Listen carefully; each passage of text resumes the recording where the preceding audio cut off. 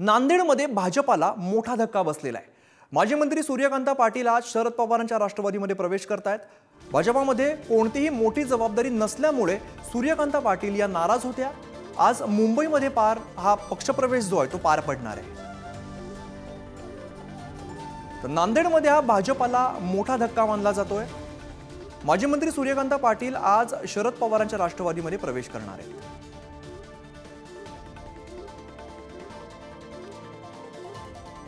तर अधिक माहिती देतात आमचे प्रतिनिधी रिदेश। नांदेडमध्ये खरं तर भाजपाला मोठा धक्का मानला जातोय। राजकीय समीकरण नेमकी नांदेडमधली कशी बदलू शकतात?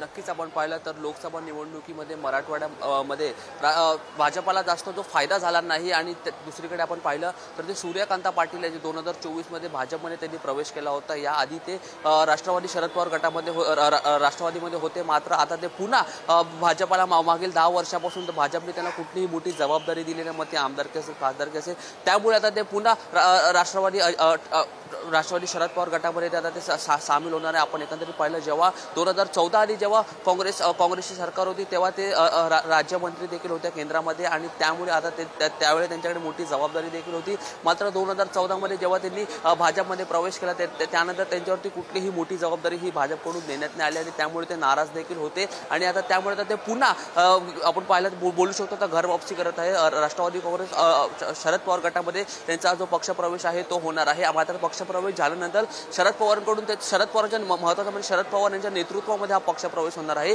आणि पक्षप्रवेश झाल्यानंतर शरद पवारकडून त्यांना कुठली मोठी जबाबदारी दिली जात आहे हे देखील पाहणं महत्त्वाचं असणार आहे। त्याचबरोबर ह्यांच्या पक्षप्रवेशमुळे मराठवाड्यामध्ये महाविकास आघाडीला किती फायदा होईल हे देखील पाहणं येणाऱ्या काळात महत्त्वाचं असणार आहे। अमित, निश्चित धन्यवाद रिदेश या सगळ्या सविस्तर माहितीसाठी।